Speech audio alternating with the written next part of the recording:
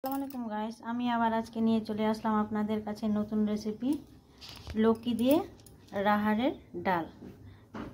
লাউ দিয়ে আমি রাহার, যেটাকে অরহর বলে, আমি রাহারও বলতে পারি। অরহর দিয়ে লৌকি দিয়ে অরহরের ডাল রেসিপিটা আজকে আমি করব। নিয়েছি কুচি করে কেটে নিয়েছি লৌকি, মানে লাউটা কেটে নিয়েছি টমেটো, দুটো টমেটোকে কেটে নিয়েছি, পেঁয়াজ নিয়েছি, লঙ্কা নিয়েছি, আদা রসুন নিয়েছি, আর এদিকে মশলার জন্য লঙ্কা নিয়েছি জিরা, এলাচ আর দালচিনি। এগুলা মশলা আমি বেটে নিব। পেঁয়াজ লঙ্কাকে ভাজার সময় আমি ভেজে নিব।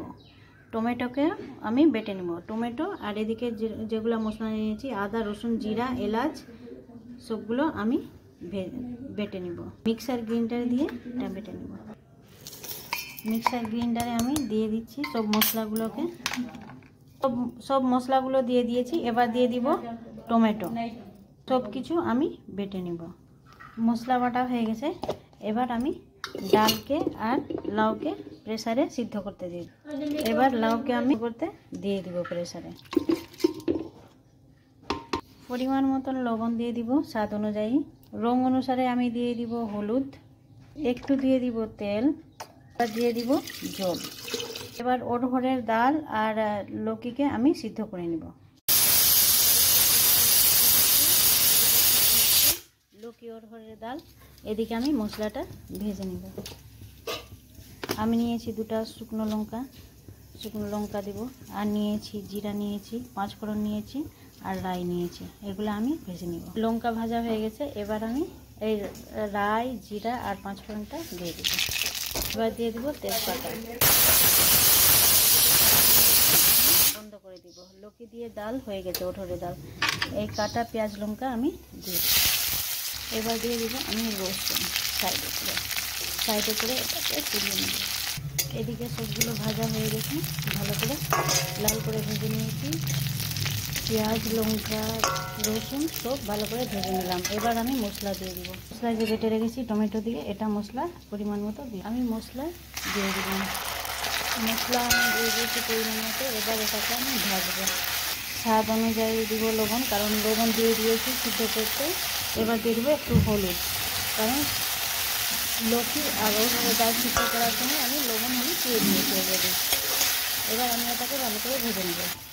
ডালটা ভালো করে একদম সিদ্ধ হয়ে গেছে। দেখুন ডাল সিদ্ধ হয়ে গেছে ভালো করে। আমি গোটা রাখিনি, গোটা করলে ডালটাকে ভেজে করতে হবে। আমি এটাকে প্রেসারে দিয়েছি, মানে সিদ্ধ হতে। মশলা ভাজা হয়ে গেছে। এবার আমি দিয়ে দিব ডালটা।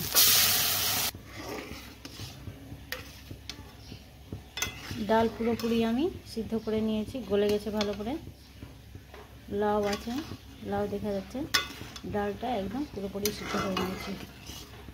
আর যদি তুমি গোটা রাখবা তো ডালটাকে মশলার সাথে ভেজে তারপরে জল দিতে হবে ডালের জন্য।